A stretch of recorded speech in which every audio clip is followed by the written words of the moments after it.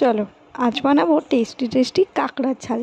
হ্যাঁ, তো কাঁকড়াগুলোকে আগে থেকেই নুন হলুদ মাখিয়ে রেখে দেওয়া হয়েছিল এবং তারপর এখন কড়াই তেল দিয়ে কাঁকড়াগুলোকে খুব ভালো করে ভেজে নিতে হবে, কারণ কাঁকড়া একটা স্ট্রং গন্ধ আছে না, সেটা যেন একদম না থাকে। আর হ্যাঁ, এগুলো কিন্তু সমুদ্রের কাঁকড়া। তো কাঁকড়াগুলো ভালোভাবে ভাজা হয়ে গেছে, এবারে কাঁকড়াগুলোকে তুলে রাখা হলো।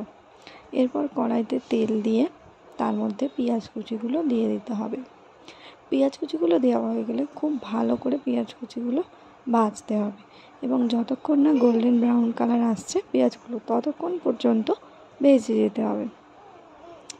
তো ভাজা হয়ে গেলে এরপর এতে টমেটো দিয়ে দেওয়া হয়েছে এবং টমেটোগুলো দেওয়ার পরেই রসুনের পেস্ট দিয়ে দেওয়া হলো এবং এই পেস্টটাও 2 মিনিট কিছুক্ষণ রসুনটা ভেজে নিতে হবে, যাতে রসুনের কাঁচা গন্ধটা আর না পাওয়া যায়। তো দেখো হয়ে গেছে আমাদের। তো এরপরে আদা, লঙ্কা গুঁড়ো, হলুদ গুঁড়ো এই সবগুলো একসঙ্গে জলে মিক্স করে ওটা কড়ার মধ্যে ওই যে কষানো পেঁয়াজ আর টমেটোর যেটা ছিল ওর মধ্যে দিয়ে দিতে হবে।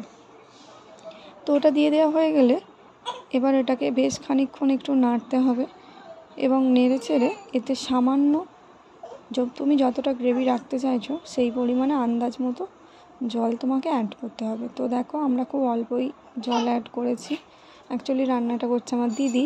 তো এরপর কী হবে, ওই কাঁকড়াগুলো ওই গ্রেভিটার মধ্যে দিয়ে দিতে হবে। কাঁকড়াগুলো গ্রেভিটার মধ্যে দিয়ে দেওয়া হয়ে গেলে তারপর 2 মিনিট থেকে 3 মিনিট নাড়াচাড়া করলেই রেডি হয়ে যাবে টেস্টি টেস্টি কাঁকড়ার লাল লাল ঝাল কাঁকড়ার ঝাল। তো দেখো এখানে নাড়াচাড়া চলছে, এরপরেই কাঁকড়ার ঝালটা তৈরি হয়ে যাবে। তো এই যে কাঁকড়ার ঝাল রেডি।